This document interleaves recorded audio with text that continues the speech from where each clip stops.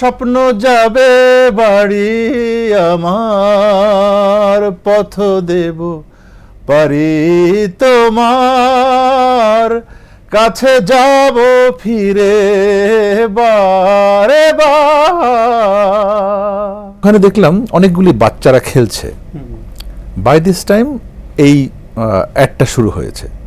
তখন ওরা দেখলাম যে সবাই খেলা বাদ দিয়ে ছুটি গিয়ে টিভির সামনে দাঁড়ালো। আমার অনেক বার হয়েছে যে আমি ঘরের বাইরে ছিলাম, বাইরে থেকে ঘরে চলে এসে গানটা শোনার জন্য। আমার যদি আর্থিক সঙ্গতির জায়গাটা যদি সাবলীল হতো, আমার মিউজিকটা মনে হয় আরো অনেক রিচ হতে পারত।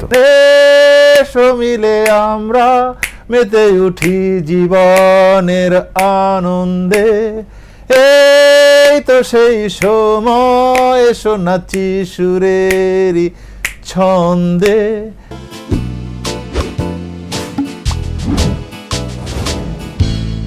স্বপ্ন যাবে বাড়ি আমার, ঈদ এলেই এই গানটি আমাদের মনে আলাদা একটি আবেগের মাত্রা যোগ করে। আজকে আমার সাথে আড্ডা দেওয়ার জন্য রয়েছেন এই গানের যিনি গায়ক, যার গলায় এই গানটি আমাদের মধ্যে আলাদা একটি আবেগ তৈরি করেছেন। আমার সাথে আড্ডা দেওয়ার জন্য রয়েছেন এই সময়ের জনপ্রিয় গায়ক মিলন মাহমুদ। মিলন ভাই, কেমন আছেন? ধন্যবাদ তোমাকে, আমি ভালো আছি। তুমি কেমন আছো? আমি ভালো আছি। ঈদ খুব সন্নিকটে এবং ঈদ এলেই আপনার এই গানটি হচ্ছে আমাদেরকে নিয়ে যায় সেই 15-20 বছর আগে। একটু জানতে চাই ভাই যে এই গানটা নিয়ে আসলে আপনার কেমন লাগে যখন ঈদ এলে এই গানটি হচ্ছে বারবার মানুষের মধ্যে নতুন করে শোনার একটা আগ্রহ তৈরি করে, কেমন লাগে?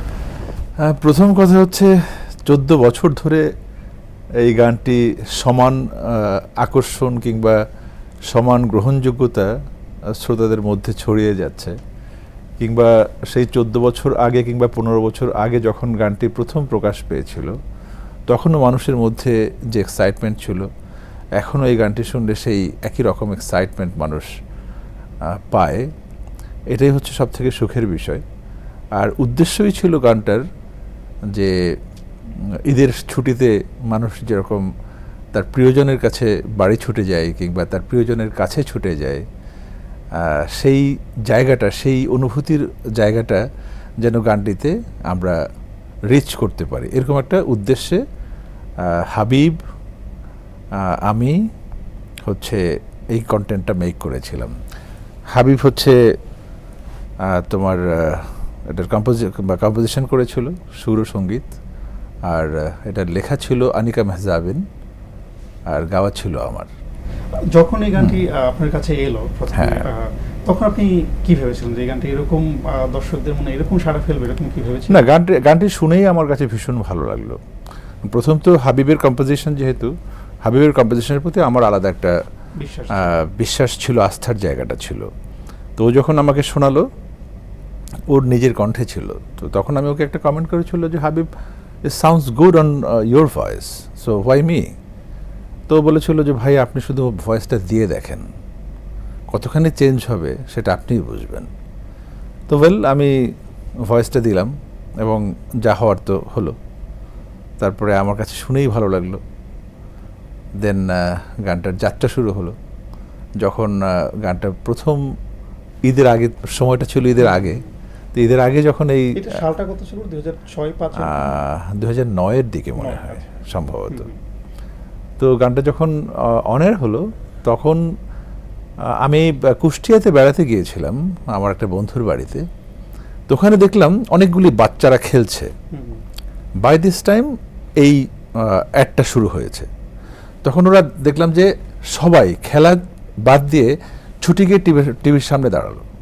আবার এটা শেষ হলো, গানটা শেষ হলো, তখন আবার খেলায় অংশগ্রহণ করলো। তো তখন আমি বুঝলাম যে এটা সিরিয়াসলি খুব লং টার্ম বেসিস একটা ইয়ে করবে, একটা অ্যাপিল ছড়িয়ে দিবে। তখন আমার জাজমেন্টটা হচ্ছে এরকম হলো আর কি এই গানটার প্রতি। এবং সত্যিই তাই, আজকে 15 বছর ধরে একই ধরনের অ্যাপিল ছড়াচ্ছে। So we feel better, we feel good. আমার মনে আছে আমি তখন স্কুলে পড়ি সম্ভবত, এই গানটি যখন মানে প্রচারিত হতো এরকম আমার অনেকবার হয়েছে যে আমি ঘরের বাইরে ছিলাম, বাইরে থেকে ঘরে চলে এসে গানটা শোনার জন্য। সো এটি আসলে সত্যি অন্যরকম একটি পাওয়া। আমি একটু জানতে চাই ভাই, যখন এই গানটি মানে দ্বিতীয় ভার্সন যখন হলো, তখন আপনাকে রেখে হচ্ছে এই জায়গাটা হাবিব ভাই হচ্ছে মিঠুন চক্রকে হচ্ছে, তখন আসলে আপনার কেমন লেগেছে? আমার কাছে একটু খারাপ লেগেছে, এর কারণ হচ্ছে যে সিকুয়েল যেহেতু তৈরি হচ্ছে, স্বভাবতই মানুষের এক্সপেকটেশন থাকে যে প্রথম যেহেতু আমি গেয়েছি এবং আমার কণ্ঠে যেহেতু এটা খ্যাতি পেয়েছে, সো দ্বিতীয় ভার্সনটা আমার কণ্ঠেই যাক। তো হাবিবের একটা কাজের স্টাইল হচ্ছে ও কখনোই কোনো গান করবার ক্ষেত্রে নির্ধারিত কোনো শিল্পীর উপরে ডিপেন্ড করে থাকে না। এটা হচ্ছে ওর পার্সোনাল একটা style. So based on that style I guess যে ও এটা করেছে। অ্যাকর্ডিংলি মিথুন চক্রটাও মানুষ ভালোভাবে নিয়েছে। সো এক্ষেত্রে as a composer, as a music director, হাবিবের সফলতা অব্যাহত রয়েছে। So congratulations to Habib. এই গানটা যখন মানে বিজ্ঞাপনের মাধ্যমে যখন দর্শক শ্রোতাদের কাছে এলো, তখন তো অনেকে সিঙ্গারকে চিনতো না। রাইট। তো এই বিষয়টা আসলে আপনার মধ্যে কোনো ধরনের একটা আক্ষেপ কাজ করতো কিনা, যে আমার গানটা শুনছে কিন্তু সিঙ্গারকে সেটা জানছে না? হ্যাঁ, আমার একটা আক্ষেপ কাজ করে যে হোক সেটা জিঙ্গেলের, হোক সেটা ভাবনা সঙ্গীতের, আই মিন থিম সং যেটাকে আমরা বলি,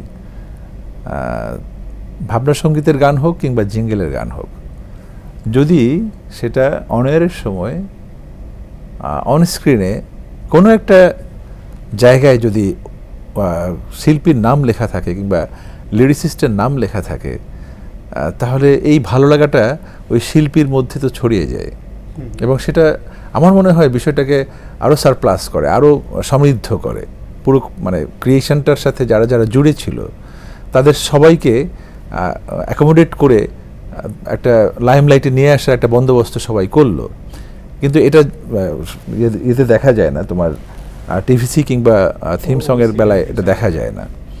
বাট যখন বিহাইন্ড দ্য সিন কোনো তোমাদের মতো সাংবাদিক কিংবা তোমাদের মতো বিনোদন কর্মীরা যখন প্রশ্ন করে যে এটার সাথে কারা কারা যুক্ত ছিলেন, তখন যখন মানে মূল ক্রিয়েটারদের নাম হাইড করা হয় কিংবা যে কোনো একজনের নামই প্রমিনেন্ট করা হয়, এই যে প্রবণতা, এই যে কালচারটা আমাদের এখানে চলে, এই বিষয়টা খুবই আমার কাছে খারাপ লাগে। একটা ভার্সনে তো দেখলাম যে আপনার একটা উপস্থিতি ছিল পরবর্তীতে একটি ভার্সনে, তখন কি এই আক্ষেপটা কিছুটা কমেছিল কিনা? হ্যাঁ, এটা আমাকে নিয়ে যখন, তাও এটা আমার কোনো চাওয়ার কারণে যেটা হয়েছে বিষয়টা তা না। হয়তো বা গ্রামীণ ফোন সামহাও মনে করেছে যে এখানে মিলন মাহমুদকে নিয়েই ভিডিওটা মেক করি, এবং ওরাই বলেছে, ওরাই সব অ্যারেঞ্জ করেছে, আমি জাস্ট ওখানে গিয়ে অ্যাক্ট করেছি। যেহেতু সামনে ঈদ, একটু বর্তমান ব্যস্ততা নিয়ে জানতে চাই, আসলে এই ঈদে কোনো কাজ করছেন কিনা বা নতুন কোনো গান আপনার ভক্তরা পাচ্ছে কিনা? আমার বেশ কিছু গান করা আছে। আমার ইচ্ছে ছিল যে এই ঈদে অন্তত একটা গান হলেও আমি রিলিজ করব। আমার একটা গান হচ্ছে আনলিস ট্র্যাক, যেটার নাম হচ্ছে, তোমার গানটার টাইটেলটা হচ্ছে মায়াবী চোখ। সো এই গানটা নিয়ে আমার একটা ভাবনা ছিল, কিন্তু আমার মনে হয় ঈদের এই যে কটা দিন বাকি আছে, এই কদিনের মধ্যে আমার কাজটা শেষ হবে না। সো এরকম প্রস্তুতি আছে, আগে পরে দিয়ে বের হবে আর কি। বর্তমান ইন্ডাস্ট্রির কী অবস্থা হয় যদি বলি যে আসলে এখনকার সময়টাতে আসলে আগে যেরকম গানগুলো মানুষের মনের মধ্যে আলাদা মাত্রা যোগ করতো, মানুষের মন ছুঁয়ে যেত, মানুষের মুখে মুখে ঘুরতো, তো এখন সেরকম আসলে দেখা যায় না। এর পেছনে কী কারণ আসলে? আমার কাছে যেটা মনে হয় যে সময়ের যে অস্থিরতা তৈরি হয়েছে সারা বিশ্বে, এই অস্থির সময়ের সাথে রেস করতে গিয়ে মানুষ যেই সুকুমার বৃত্তির চর্চাটা করতো আগে, ধরো আজকের থেকে 40 years ব্যাক একটা সুকুমার বৃত্তির চর্চা ছিল, যেই চর্চায় দেখা যেত কোনো একটা গান শুনছো তুমি, সেই গান শুনে গানটাও হচ্ছে ধ্যানমগ্নতার গান, তুমি শ্রোতা হিসেবে তোমার মধ্যে ওই ধ্যানমগ্নতা ছড়িয়ে যাচ্ছে, গানের প্রভাবটা ছড়িয়ে যাচ্ছে। ইটস লাইক কোনো একটা শান্ত দিঘির পাড়ে তুমি বসে আছো, দিঘিটা শান্ত, দিঘিতে কোনো ঢেউ থাকে না। সো ওই দিঘির জলটা যতখানি নীরব, যতখানি সাইলেন্ট, এবং ওটার যে আহ্বান, ওই সাইলেন্সের যে আহ্বান, সেই আহ্বানটা কিন্তু তোমার মধ্যেও ছড়িয়ে যাচ্ছে। তো একটা গান শুনলে ওই রকম অনুভূতি ছড়াতো মানুষের মাঝে, এবং এই অনুভূতিগুলি কিংবা এই কালচারগুলি তখন বেশি প্রমোটেড হতো। এখন প্রমোটেড হচ্ছে অনেক বেশি সাউন্ড কিংবা Music অনেক থেকে বেশি গুরুত্ব। নয়েজ, অনেক বেশি ফাস্ট, এই ধরনের ক্রিয়েশনগুলি প্রমোটেড হচ্ছে। এখন ওই তুমি সাইলেন্টের উপরে যদি কোনো কাজ করো, তাহলে যারা আছেন, প্রডিউসার যারা আছেন, যারা পৃষ্ঠপোষক আছেন, তারা কনফিউশন ফিল করে যে আমি এই কন্টেন্টটা যদি বাজারে ছাড়ি তাহলে আমার অর্থ যেটা লগ্নি হচ্ছে সেটা উঠে আসবে না। এক্ষেত্রে কি আসলে আমাদের শ্রোতাদের রুচি চেঞ্জ হয়েছে এরকম কিছু, নাকি যারা ক্রিয়েটর তারা আসলে যারা হ্যাঁ। শ্রোতাদের রুচিটাকে আসলে বুঝতে পারছে না? মূল ব্যাপারটা হচ্ছে যারা ক্রিয়েটর ছিল কিংবা এখনও আছেন, তাদের উচিত হচ্ছে শ্রোতাদের মাঝে রুচিটা তৈরি করানো। এখন যেটা দেখা যাচ্ছে, বিশেষ করে এখনকার সময়ে, অল দ্য ক্রিয়েটর্স তারা মনে করেন যে শ্রোতা কি চাচ্ছে। এখন দেখো, তুমি হচ্ছ being blessed by almighty, by the big nature. We guys are very much blessed by almighty or the big nature. এখন আমি যদি চিন্তা করি ওদের শ্রোতাদের ডিমান্ড অনুযায়ী আমাকে কন্টেন্ট বানাতে হবে, তাহলে তো অর্ডার বাই সাপ্লাই হয়ে গেল। আমার তো একটা ভাবনা থাকতে হবে, ক্রিয়েটরের জায়গাটা আসলে থাকে। আমার তো একটা দর্শন থাকতে হবে। ওই দর্শনের জায়গা থেকে আমি এক একটা থট আমি শেয়ার করব টু দ্য অডিয়েন্স। আমার থটটা যখন এস্টাবলিশড হবে, তখন আমি ধরে নিলাম, আমি বুঝতে পারলাম যে আমার থটসের সাথে এই গোষ্ঠীটা যুক্ত হয়েছে, এখানেই হচ্ছে আমার কৃতিত্ব। এখন আমি যদি ওই অর্ডার বাই সাপ্লাই ক্রিয়েশন করতে ব্যস্ত হয়ে যাই, তাহলে তো অবস্থা এমনটাই হবে। ভাই, একটু যেহেতু স্বপ্ন বাড়ি যাবে গানটা নিয়ে কথা হচ্ছে, তো গানটা কিন্তু শোনা হলো না। আপনার কণ্ঠে 2 লাইন ওটা স্বপ্ন বাড়ি যাবে গানটা যদি ওটা তো শুনতে- চলছে সব জায়গায়, চলবে। আপনার কণ্ঠে শুনতে চাই, সামনাসামনি বসে শুনতে চাই। এই সুযোগটা আমি মিস করতে চাই না আমি।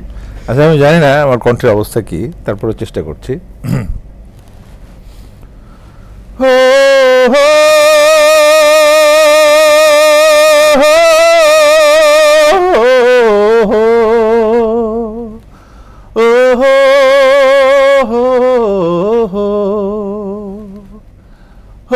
স্বপ্ন যাবে বাড়ি আমার, পথ দেব পারি তোমার, কাছে যাব ফিরে বারে বার। স্বপ্ন যাবে বাড়ি আমার, পথ দেব পারি তোমার, কাছে যাব ফিরে বারে বার, কাছে যাব ফিরে বারে বার।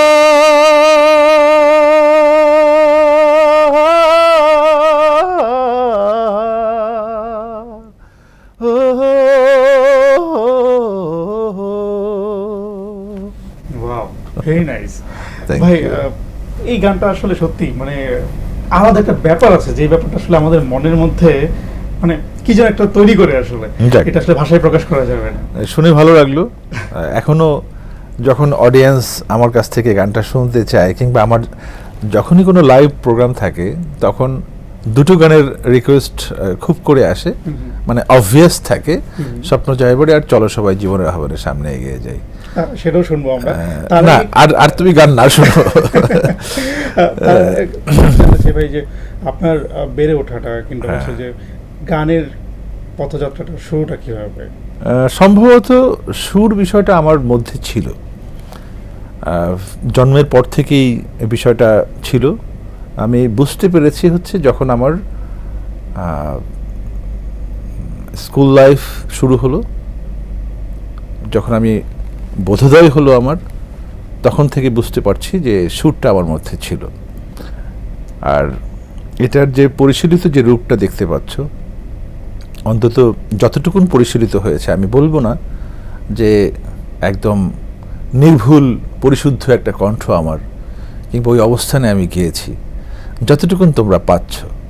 এই অবস্থানে এসেছে হচ্ছে 2005 থেকে, তখন আমার অফিসিয়াল যাত্রাটা শুরু হয়েছে। আর এর মধ্যে আমি বিভিন্ন জনের কাছে আমি সরাসরি তালিম বলা যায় না এটাকে, ধরো তোমাকে পছন্দ হলো, কিংবা তোমার গায়কই পছন্দ হলো, আমি তোমাকে নিতে থাকলাম ভেতরে, যেটা তুমি জানো না। এরকম অজস্র শিল্পী আছেন আমাদের, এখানে আছেন, কলকাতায় আছেন। তো এই যে এদেরকে নিচ্ছি, এনাদেরকে নিচ্ছি, কেউ তারা জানে না, এটা কেউ তারা জানে না। এই বিষয়টা কিন্তু খুবই প্রাকৃতিক। আচ্ছা, মানে তুমি বলতে পারো প্রকৃতি আমাকে শিখিয়েছে, কারণ সরাসরি তোমার কাছ থেকে আমি না শিখলে তখন কোন মাধ্যম আমাকে শিখেছে সেই প্রশ্নটা তো থেকেই যায়। তো আসলে প্রকৃতি আমাকে শিখিয়েছে। তুমি যত বেশি অবজারভেশন রাখবে এই প্রকৃতির উপরে, তত বেশি তোমার মধ্যে তথ্য আসবে। সো আমার ধরনটা হচ্ছে এরকম। আমি একটা বিষয় একটু জানতে চাই, সেটা আউট অফ বক্স প্রশ্নটা করতে চাই। Okay. সেটা আপনার সাথে যখন আমার কথা হচ্ছিল অনুষ্ঠান শুরুর আগে, তখন বলছেন যে আপনার কলেজ লাইফ একটা আলাদা একটা জগৎ ছিল, আলাদা একটা লাইফ ছিল। সেই লাইফটা এবং এখনকার লাইফটা একদম টোটালি ডিফারেন্ট।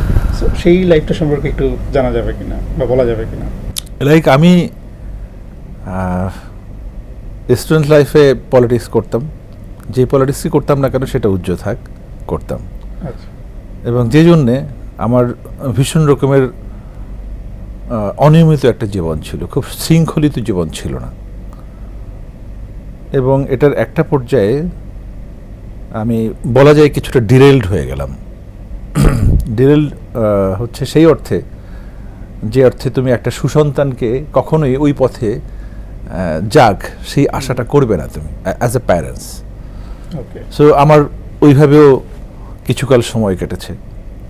তারপরে আমি ঢাকা ছেড়ে দিয়ে কুমিল্লাতে বলা যায় গা ঢাকা দিয়েছিলাম কিছুকাল, 9 মাস ধরে।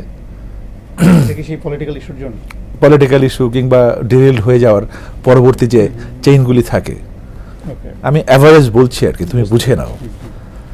তো পরে যখন 9 মাস পরে যখন সরকার চেঞ্জ হলো, তারপরে আমি কমপ্লিটলি আমার ওই তখনকার সঙ্গ, তখনকার যে সার্কেলস ছিল, সেই ইস্যুগুলি বাদ দিয়ে আমি একদম নতুন একটা জায়গায় এসে থাকা শুরু করলাম, যেই জায়গাটা আমাকে কেউ চেনে না কিংবা চিনবে না। ওই জায়গায় থাকা শুরু করলাম। ওই জায়গা থেকে আমার শুদ্ধ জীবনযাপন শুরু হলো। এখনো পর্যন্ত আমি সেই শুদ্ধতার চর্চা করছি। তখন থেকেই কি আপনার গানের চর্চাটা মানে শুরু হলো? সঙ্গীত আমার মধ্যে মানে সবসময়ই ছিল, সবসময় ছিল, তাতে আমি যতই ডিরেলড হই না কেন। ভাই, আমরা একদম অনুষ্ঠানের শেষ দিকে চলে এসেছি। যাওয়ার আগে একটু জানতে চাই, আসলে এখন যে সময়টা, এই সময়টাতে আসলে মিউজিক করে জীবিকা নির্বাহ যদি বলি, ইনকাম করার যে ব্যাপারটা, সেটা আসলে বিশেষ করে যারা নতুন এই স্বপ্ন দেখছে যে গায়ক হবে বা সিঙ্গার হবে, তাদের জন্য কি পরামর্শ থাকবে? তাদের জন্য পরামর্শ হচ্ছে, আমাদের দেশের প্রেক্ষাপটে শুধুমাত্র সঙ্গীতকে যদি পেশা হিসেবে কেউ নিতে চায়, তাহলে চিন্তা ভাবনার যথেষ্ট বিষয় আছে। তার যদি পৈতৃক কোনো ইয়ে না থাকে, যদি স্ট্রং ব্যাকআপ না থাকে, তাহলে আমি বলবো যে এটা উচিত না। আর যারা আমার মতো একদম পাগল প্রায় কিংবা পাগল প্রাণ যাদের আছে, তাদেরকে তো বললেও শুনবে না। যেমন আমি শুনেছিলাম না, আমি খুব ভালো জব ছেড়ে দিয়ে কিন্তু আমি এই পুরো মিউজিক্যাল একজন মানুষ হয়েছিলাম। তো তখন থেকে এখন পর্যন্ত যে আমার জীবনযাত্রা, আমার কাছে সব থেকে বড় যে বিষয়গুলি আমি খুব টের পাই, আমি খুব ফিল করি, যেটা হচ্ছে যে আমার যদি আর্থিক সঙ্গতির জায়গাটা যদি সাবলীল হতো, আমার মিউজিকটা মনে হয় আরও অনেক রিচ হতে পারতো, আরও অনেক ভালো হতে পারতো। কারণ এখন যখন আমি একটা মানে সুর সাধনায় বসি, তখন দেখা যায় যে কোনো একটা নিডস সামনে চলে এসেছে, পারিবারিক কোনো নিডসই মনে করো, এবং সেই নিডসটা যখনই সামনে আসে, তখন আমার ভাবনায় আসে যে এটার পেছনে অর্থ কতটুকুন লাগবে, কিংবা যে যে বিষয়গুলি সামনে এসেছে এগুলির পেছনে আমার অর্থ বিনিয়োগ কতটুকুন লাগবে, সেই অর্থের যোগানটা আমার আছে কিনা। এই যে ভাবনাগুলি, এই ভাবনাগুলি মানুষকে অনেক ব্যথিত করে কিংবা অনেক বেশি ডিস্টার্ব করে, মানে অ্যাজ আ হোল। তো যারা নতুন কিংবা এখন ভীষণ আবেগে ভাসছেন, তাদেরকে বলবো যে প্র্যাকটিক্যাল জায়গাটা একটু ডিফারেন্ট। যদি সম্ভব হয় তাহলে ওই ইকোনমিক সোর্সটা অ্যাসিওর্ড করে দেন কোনো কাজ করা উচিত। খুবই চমৎকার বলেছেন ভাই। আমি যাওয়ার আগে আপনার কণ্ঠে একটি গান শুনতে চাই, যে এই গানটির কথা একটু আগে বলছিলেন। আপনি গাইতে চাচ্ছিলেন না, কিন্তু আমি চাই আপনি আমার জন্য বা আমার অডিয়েন্সের জন্য হচ্ছে এই গানটি একটু শোনান। চলো সবাই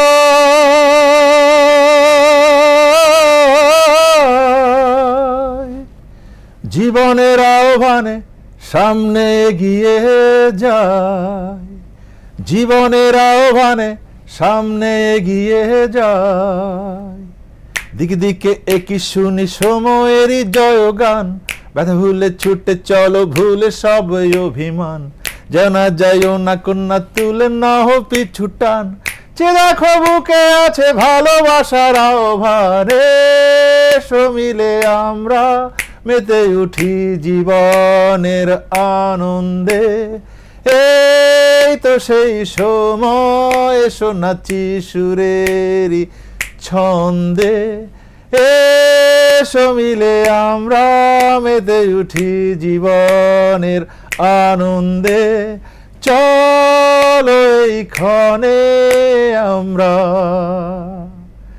তাকে স্বাগত জানাই। Thank you. দারুণ দারুণ দারুণ। একদমই শেষ পর্যায়ে আমরা চলে এসেছি। যাওয়ার আগে আপনার ভক্তদের উদ্দেশ্যে কিছু বলার আছে কিনা? আমরা সবাই ঈদ উদযাপন করব সবাই মিলে। ঈদের আনন্দ সবার মধ্যে সমানভাবে ভাগাভাগি হোক। আর আমার জন্য প্রার্থনা রাখবেন, আমি যেই ধরনের গান করতে চাই সেই ধরনের গান যেন শেষ পর্যন্ত করে যেতে পারি। ধন্যবাদ সবাইকে।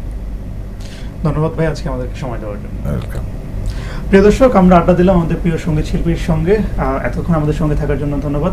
আবার দেখা হবে অন্য কোনো দিন অন্য কোনো অতিথির সঙ্গে। ততক্ষণ পর্যন্ত ভালো থাকবেন, সুস্থ থাকবেন।